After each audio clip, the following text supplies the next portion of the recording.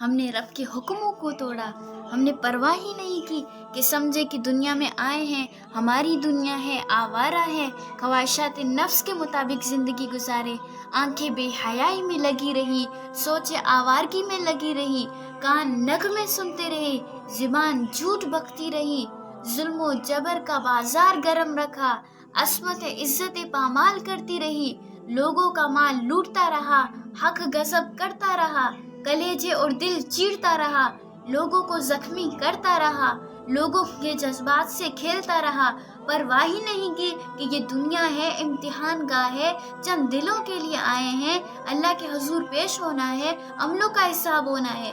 اب جب وہ دیکھیں گے کہ ہمارے ساتھ کیا ہونے والا ہے تو ان سے پہلے ان کے چہرے بگڑ جائیں گے، کیونکہ وہ گمان کریں گے کہ ان کی ریڑھ کی ہڈی توڑ دی جائے گی۔ ایسے عذاب آئیں گے جس طرح کسی کی ریڑھ کی ہڈی ٹوٹ جائے تو اس کا چہرہ شگفتہ گلاب تو نہیں ہوتا، اس کا چہرہ تو اس قدر ملجایا ہوا ہوتا ہے۔ اللہ ارشاد فرماتا ہے اس طرح ان کے چہرے ہوں گے۔ ابھی عذاب آیا ہی نہیں لیکن چہرے پہلے اتر آئے ہوئے ہوں گے، اور جب عذاب کی پھٹی میں ڈال دیے جائیں گے، اللہ اکبر، اور وہ سخت عذاب، حضور پاک نے جبرائیل امین سے پوچھا مجھے جہنم کے عذابوں کا ذکر سناؤ۔ عرض کی کہ حضور سب سے ہلکی عذاب کی کہانی سناتا ہوں، اور وہ یہ ہے کہ جہنمیوں کے پاؤں میں آگ کا جوتا رکھا جائے گا، باقی پورا بدن اس سے سلامت ہوگا۔ یہ سب سے ہلکی عذاب کی کیفیت ہے۔ اب پاؤں میں آگ کا جوتا ہوگا، شدت اتنی ہوگی گرمی کی کہ دماغ پگھل کے ناک اور کانوں کے رستے سے باہر آ جائے گا۔ تو اللہ کے عذاب اور خوف سے ان کے چہرے پہلے بگڑ جائیں گے، حالات سلامت نہیں رہے گی۔ یہ بات ذہن میں رکھیں کہ اللہ جس کو جہنم میں ڈالے گا اس کو اس کی صورت میں نہیں ڈالے گا، یہ محمدی کی صورت ہے، یہ شکل اس کی چھین لی جائے گی، اس کی شکل بڑی کر دی جائے گی، اس کا ایک ایک دان احد کے پہاڑ کے جتنا ہوگا۔ احد پہاڑ کا پھیلاؤ 15 کلومیٹر ہے، تو 15 کلومیٹر کا ایک دان ہوگا تو 32 دان کتنے ہوں گے، اور پھر منہ کتنا بڑا ہوگا۔ اس کو اتنا بڑا اس لیے کیا جائے گا تاکہ وہ عذاب کی تکلیف کو زیادہ سہ سکے۔ 70 موٹی کھالیں ہوں گی اور کھال جل جائیں گی۔ یہ تو اللہ فرماتا ہے کہ جب کھال جل جائیں گی تو ہم اس کو نہیں کھال دیں گے تاکہ عذاب کی تکلیف اس کو گوارا کرنی پڑے۔ پھر وہ چیخے گا، چلائے گا کہ ہائے مجھے پانی دو، مجھے پانی دو۔ پیاس کی شدت 70 سال تک کی کوئی آواز اس کو نہیں سنے گا، 70 سال تک کی کوئی اس کی آواز کو نہیں سنے گا۔ 70 سال کے بعد داروغہ جہنم چیخ کر کہے گا کہ کیا مانگتا ہے؟ وہ بولے گے پانی چاہیے۔ کہا جائے گا کہ تمہیں پانی دیا جائے گا، پھر داروغہ جہنم اس کو پانی دے گا، کوکا کولا کی بوتل دے گا یا پیپسی کی بوتل دے گا یا منرل واٹر کی بوتل دے گا؟ نہیں، اللہ قرآن میں فرماتا ہے اسے مائل حمیم دیا جائے گا، کھلتا ہوا پانی، اس قدر گرم ہوگا کہ پینے کے لیے چہرے کے قریب لایا جائے گا تو اس سے جو اٹھتی ہوئی بھاپ کی وجہ سے اس کے چہرے کے کھال کے ادڑ نیچے گرنے لگیں گے، لیکن اس کے باوجود اس کو پینا پڑے گا۔ اللہ فرماتا ہے کہ دنیا سب کچھ نہیں ہے، سمجھ لیا کہ یہی سب کچھ ہے، آخرت کو بھول گئے، صبح اٹھے کام پہ چلے گئے، شام آئے کاروبار میں چلے گئے، صدائیں آتی رہی حی علی الصلاۃ حی علی الفلاح، کوئی پرواہ ہی نہ کیا، نہ پیشانیوں میں سجدے کیے، نہ سوچوں میں پاکیزگی آئی، زندگی یوں گزار کے چلے گئے۔ ایسے نہیں کہا، ایک وہ ہوں گے، دو قسم کے لوگ ہوتے ہیں، ایک وہ ہوں گے کہ جن کے چہرے شگفتہ گلابی، دوسرے وہ ہوں گے جن کے چہرے بگڑے ہوئے ہوں گے۔ اللہ اکبر، کلا اذا بلغت التراقی، یہ تو قیامت کا منظر ہے، قیامت سے قبل بھی یہ منظر آئے گا۔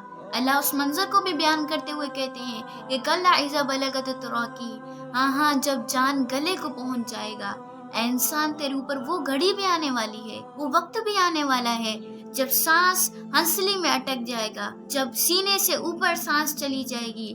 اب ڈاکٹروں نے بھی لا علاج قرار دیا۔ کیا اب ڈاکٹر کہہ رہے ہیں کہ ہماری طرف سے اس کا کوئی علاج نہیں رہا، بس اب نکل جانے کی تیاری ہے؟ کہا جا رہا ہے کہ اب لوگ کہتے ہیں کہ جھاڑ پھونک والے کو بلاؤ۔ اب ڈاکٹروں نے بھی جواب دے دیا ہے، اب سانس اٹک گئی گلے میں، چند لمحوں کی مہمانی ہے۔ اب ڈاکٹروں نے کہا کہ ہماری جانب سے لا علاج ہو گیا، اب اس کو لے جاؤ گھر میں یا پھر وینٹیلیٹر پر ڈال دو، اس کو اب بے بس پڑے رہنے دو۔ اب گھر والے روتے ہوئے کہتے ہیں کہ کوئی جھاڑ پھونک والے کو बुलाओ, कोई दम करने वाले को बुलाओ कि शायद कि इसके जान में जान आए। डॉक्टरों ने तो इलाज करार दिया। वज़न्न अन्नहुल फिराक, अल्लाह फरमाता है कि तू झाड़ फूंक वाले को ढूंढते रहे, लेकिन जिसके गले में सांस फंस गया है, अटक गया है, वो समझ गया है कि अब मौत का आ गई है, वो समझ गया कि अब जुदाई का वक्त है, उसे ये यकीन हो गया कि अब मौत के लम्हे आ गए हैं, अब मैं नहीं बच पाऊंगा।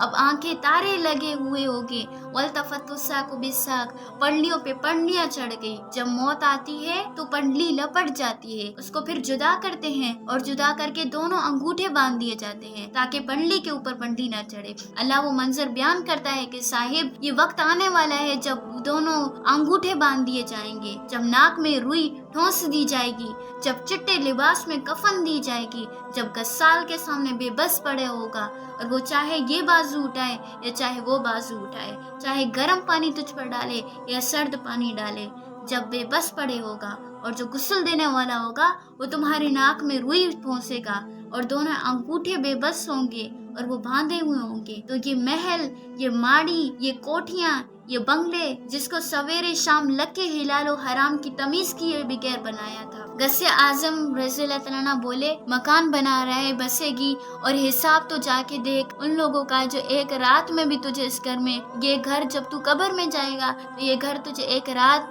भी गुजरने नहीं देगी। चलो हम कहते हैं कि एक रात के मेहमानी ये रखने दो, कहता है कि नहीं नहीं, मेहमानों ने भी जाना है तो जल्दी करो, उसको अपने सुपर्द करवाओ, वो तेरा लिबास भी फाड़ के उतार देगा, खुद गुस्ल देने के लिए भी तैयार नहीं है तो उससे खौफ आने लगेगी। आज तो वह तेरे साथ गुस्ल देने के लिए भी तैयार नहीं है। वल्तफतुस्साकु बिस्साक, जब पंडली पर पंडली आने लगेगा। इला रब्बिका यौमइज़िनिल मसाक, और तुझे तेरे रब की तरफ लौट कर जाना है। वला सद्दका वला सला, तूने न सच कहा न सच को माना न नमाज पढ़ा। वलकिन कसब व तवल्ला, हाथ जुटलाया और मुंह मोड़ा और मुंह फेर कर चल पड़ा। सुम्मा ज़हब इला अहली यतमत्ता, फिर अपने घर को अकड़ता हुआ चला। औला लक फौला सुम्मा औला लक फौला, कि तेरी खराबी है, तेरी बहुत बड़ी खराबी है। अयहसबुल इंसान अन युतरकु सुद्दा, कि इंसान ये गुमान करता है कि इसको सुदा छोड़ दिया जाएगा।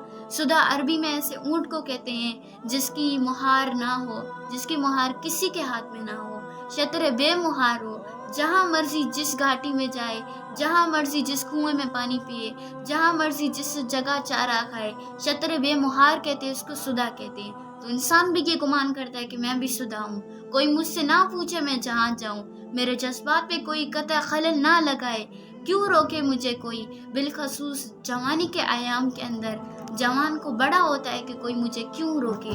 वो बाप के कहने में भी नहीं आना चाहता, वो कहता है कि क्यों मुझे कोई रोके, मेरे जवानी है, मेरे जज्बात हैं, मुझे आज़ादी से जीने दो, क्यों मेरे रास्ते में रुकावट पैदा करती हो, मैं सुदा हूँ। अल्लाह फरमाता है नहीं नहीं, ऊँट तो सुदा हो सकता है, लेकिन जिसको मैंने अशरफुल मखलूक़ात बनाया उसको मैं सुदा नहीं छोड़ूंगा, उसको तो मैं पाबंद बनाऊंगा हर काम का।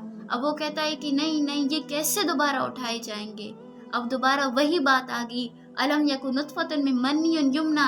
अल्लाह फरमाता है एक बूंद पैदा किया, एक बूंद था, पानी का एक कतरा था जो रहमे मादर में रखा गया।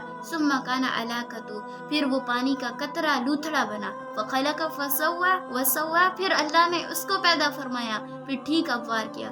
फजअला मिनहु ज़ौजैन अज़्ज़कर वल उन्सा, फिर उससे जोड़ा बनाया, कोई मर्द बनाया कोई औरत बनाई। कहा कि अब गौर कर, अब तेरी आंख देखती हैं, बिजलियां चमकती हैं, तेरी ज़ुबान की तोती बोलती है, लोग अश अश कर उठते हैं तेरे गुफ्तगू पर, तेरी गुफ्तार पर, सदके जाते हैं तेरे लहजे के कमाल पर, तेरे लहजे के जमाल को देखते हैं, तेरी पंजों की ताकत, तेरी दिमाग की तेजियां, तेरे सोचों के उजाले, तेरे जोरदार टांगे, तेरे कतील बाजू, तेरे गुलाब जैसे पत्तियों जैसे होंठ। इंसान ये सब कुछ कहाँ तराश है? माँ के रहम में, उस तारीकियों के अंदर, 3 पर्दों के अंदर, तेरा सर तेरे घुटनों में, तेरे रब ने वहाँ तेरे अंदर नस्वानियत और रजूइयत की सलाहियत पैदा की, तेरे आँखों में चमक पैदा की, तेरे कानों में नगमे बखेरे, तेरे ज़ुबान के पट्टों में कुव्वत ज़ायका रखी, तुझे बोलने की सलाहियत दी, तेरे पंजों में ज़ोर रखा। आज तू मुफ्ती शहर है, आज तू उलमात दहर है, आज तू काज़िल कयास है, आज तू मिनिस्टर है, आज तू वज़ीर आज़म है, आज तू पहलवान है, آج تو شہزادہ ہے، آج تو بادشاہ ہے، آج تو زور آور ہے، آج تیری طاقت کے کیا کہنے، شیروں کو تو نے نچا دیا، ہاتھیوں کو تو نے بڑھا دیا۔